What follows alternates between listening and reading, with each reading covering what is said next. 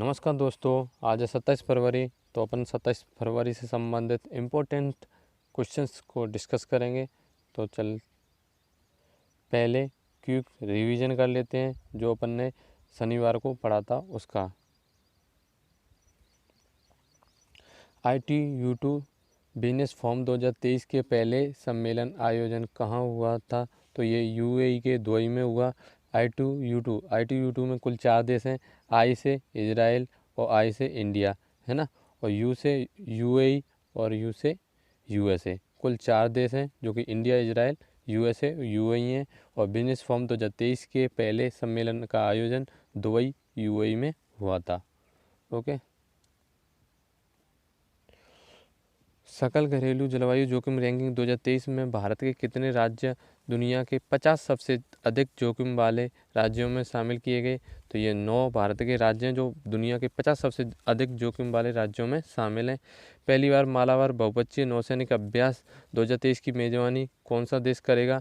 तो ये ऑस्ट्रेलिया करेगा। ये क्वाड देशों के मध्य होता है जिसमें 4 देश हैं, इंडिया, जापान, ऑस्ट्रेलिया, USA, है ना। तो इस बार मालाबार बहुपक्षीय नौसैनिक अभ्यास 2023 की मेजबानी ऑस्ट्रेलिया करेगा, जो कि पहली बार करेगा, है ना। केंद्रीय कैबिनेट ने किस देश के साथ हवाई सेवा समझौते की मंजूरी दी है? तो ये गुयाना के साथ केंद्रीय कैबिनेट ने हवाई सेवा समझौते की मंजूरी दी है। Modi shaping a global order in flux पुस्तक का विमोचन किसके द्वारा किया गया? तो इस पुस्तक का विमोचन BJP के अध्यक्ष JP नड्डा के द्वारा किया गया है। भारत के किस यूटी में फ्रोजन लेक हाफ मैराथन का आयोजन किया गया? तो ये लद्दाख में किया गया है। Doctor APJ Abdul Kalam life time achievement award 2023 से किसे सम्मानित किया गया है? तो ये TK रंगराजन को किया गया है। अपने फैसलों को क्षेत्रीय भाषा मलयालम में प्रकाशित करने वाला भारत का पहला हाईकोर्ट कौन सा है? तो ये केरल हाईकोर्ट है ना। विश्व बैंक के अगले अध्यक्ष कौन बन सकते हैं? तो ये अजय बंगा के बनने की संभावना है। Dada Saheb Phalke international film festival 2023 में किस फिल्म को फिल्म ऑफ द ईयर चुना गया है? तो ये RRR को चुना गया है। तथा सर्वश्रेष्ठ फिल्म द कश्मीर फाइल्स को चुना गया है। द सर्वश्रेष्ठ फिल्म तो द कश्मीर फाइल्स को चुना गया है ना। और फिल्म ऑफ द ईयर ये RRR को चुना गया है। आज का पहला क्वेश्चन, हाल ही में केंद्र सरकार ने किस राज्य के औरंगाबाद और उस्मानाबाद का नाम बदलने की मंजूरी दी है? तो ये महाराष्ट्र के औरंगाबाद और उस्मानाबाद के नाम बदलने की मंजूरी दी है केंद्र सरकार ने, है ना। तो औरंगाबाद का नाम बदलकर संभाजी नगर तथा उस्मानाबाद का नाम बदलकर धाराशिव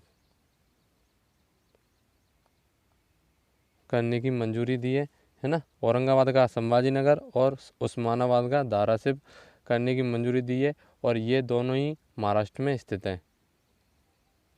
अदर ऑप्शंस देखते हैं, है ना। उत्तर प्रदेश का इस इलाहाबाद का नाम प्रयागराज कर दिया गया है। अलीगढ़ का नाम हरिगढ़ कर दिया गया है। अलीगढ़ का नाम हरिगढ़, है ना। और गुजरात के केवड़िया द्वीप का नाम एकता नगर कर दिया गया है ना। और मध्य प्रदेश में होशंगाबाद का नाम नर्मदापुरम कर दिया गया है।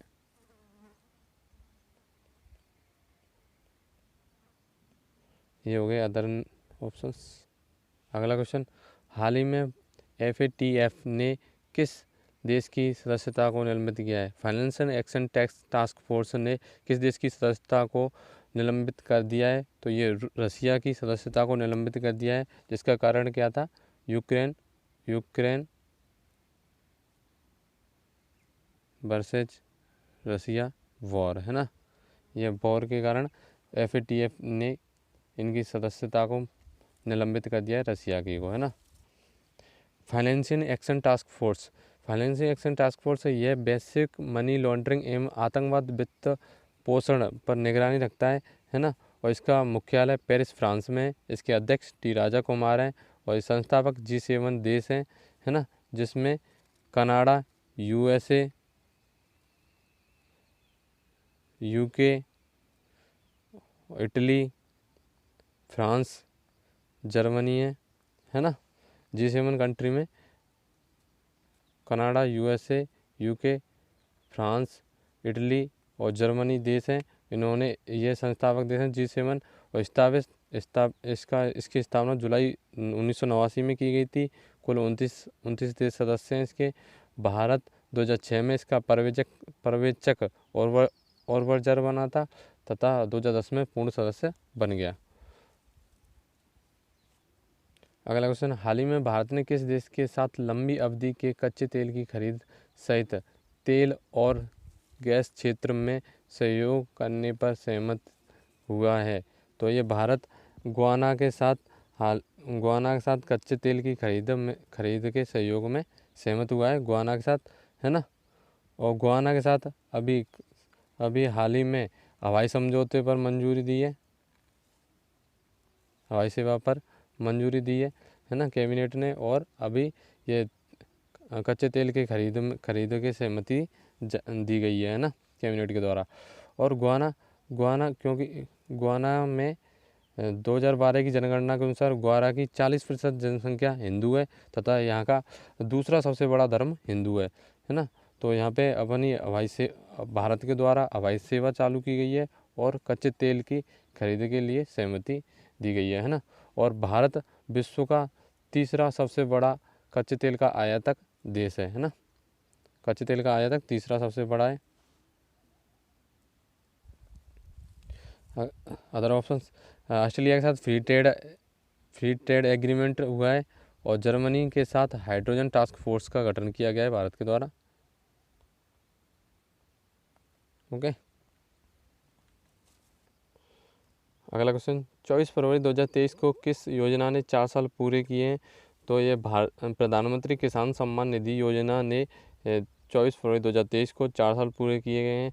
यह योजना किसानों की आय को दोगुना करने के उद्देश्य से चालू की गई थी, है ना। इसमें किसानों को 6,000 वार्षिक सहायता दी जाती है, जो कि 3 किस्तों में दी जाती है, 2-2 हज़ार रुपये की 3 किस्तों में दी जाती है। इसका शुभारंभ 24 फरवरी 2019 को गोरखपुर यूपी से किया गया था। प्रधानमंत्री किसान सम्मान निधि योजना का, है ना। उज्ज्वला योजना ये 1 मई 2016 को शुरू की गई थी,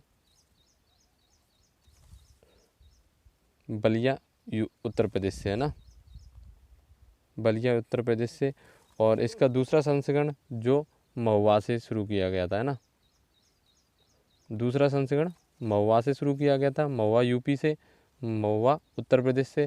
पहला संस्करण 1 मई 2016 को बलिया उत्तर प्रदेश से शुरू किया गया था, है ना। मुद्रा योजना, प्रधानमंत्री मुद्रा योजना ये 2015 को शुरू की गई थी। और जनधन योजना यह 2014 में शुरू की गई थी। ओके। अगला क्वेश्चन, हाल ही में किसे बेस्ट एडवेंचर टूरिज्म डेस्टिनेशन का अवार्ड मिला है? बेस्ट एडवेंचर टूरिज्म डेस्टिनेशन का अवार्ड किसे दिया गया है? तो ये जम्मू कश्मीर को दिया गया है बेस्ट एडवेंचर टूरिज्म डेस्टिनेशन का, है ना। और केरल के द्वारा ग्रीन हाइड्रोजन हब की शुरुआत की गई है ना। और क्षेत्रीय भाषा मलयालम में फैसला सुनाने वाला केरल हाईकोर्ट देश का पहला हाईकोर्ट बना है। ओके। और उत्तर प्रदेश के ग्रेटर नोएडा में उत्तर भारत का पहला डाटा सेंटर स्थापित किया गया है ना। और महाराष्ट्र के औरंगाबाद और उस्मानाबाद का नाम बदलकर संभाजी नगर तथा धाराशिव करने की घोषणा की गई है। ओके। अगला क्वेश्चन, किस देश ने डेंगू के बढ़ते प्रकोप के कारण स्वास्थ्य आपातकाल की घोषणा की है? तो डेंगू के बढ़ते प्रकोप के कारण पेरू ने स्वास्थ्य आपातकाल की घोषणा की है, जो कि साउथ अमेरिकन कंट्री है पेरू, है ना। अदर ऑप्शंस, श्रीलंका ने आर्थिक आपातकाल की घोषणा की थी, आर्थिक अस्थिरता के चलते इसने आर्थिक आपातकाल की घोषणा की थी, है ना। और पिछले वर्ष ब्रिटेन में तापमान 50 डिग्री से प्लस हो गया था, तो जिसके कारण इसने रेड अलर्ट जारी किया था, है ना। पेरू एक दक्षिणी अमेरिका महाद्वीप में स्थित एक देश है जिसकी राजधानी लीमा है ना। पेरू की करेंसी पेरू सोल है और प्रधानमंत्री यहाँ के बेट्सी चावेज हैं और राष्ट्रपति डीना बोलुआ हैं। अगला क्वेश्चन, सीवेज को साफ करने के लिए बांदीकुट नामक रोबोटिक स्क्वेंजर का उपयोग करने वाला भारत का पहला राज्य कौन सा बना है? तो ये बना है केरल, है ना। केरल बैंडीकूट नामक रोबोटिक स्क्वेंजर का उपयोग करके सीवेज को साफ करने वाला पहला राज्य बना है। अदर ऑप्शंस, है ना। तमिलनाडु के चेन्नई में रिलायंस इंडस्ट्री के द्वारा मल्टी मॉडल लॉजिस्टिक पार्क की स्थापना की जा रही है ना। और उत्तराखंड की 26 जनवरी की झांकी सर्वश्रेष्ठ झांकी थी। उत्तराखंड की 26 जनवरी की झांकी सर्वश्रेष्ठ झांकी थी। अगला क्वेश्चन, एस अब्दुल नज़ीर किस राज्य के नए राज्यपाल बने हैं? तो यह आंध्र प्रदेश के नए राज्यपाल बने हैं, है ना।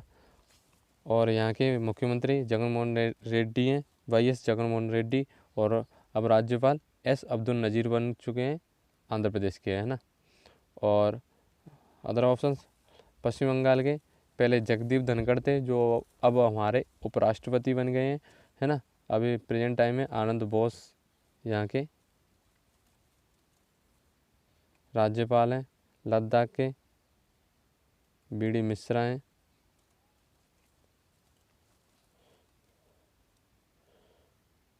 और महाराष्ट्र के कोई अजय बेस पता नहीं ऐसा कुछ नाम है, आप कमेंट बॉक्स में ज़रूर बताएं ना, अदरवाइज मैं कल इसको अपडेट कर दूंगा। ओके। अगला क्वेश्चन, विश्व पुस्तक मेला 2023 का आयोजन कहाँ किया गया? तो विश्व पुस्तक मेला 2023 का आयोजन प्रगति मैदान दिल्ली में किया जा रहा है, जो कि 5 मार्च तक चलेगा, है ना। 25 फरवरी से 5 मार्च तक चलेगा प्रगति मैदान दिल्ली में, है ना। इंदौर में प्रवासी भारतीय दिवस का आयोजन किया गया था, है ना। और हैदराबाद में पहला गोल्ड एटीएम स्थापित किया गया है। आज के लिए इतना ही, मिलते हैं नेक्स्ट वीडियो में। धन्यवाद।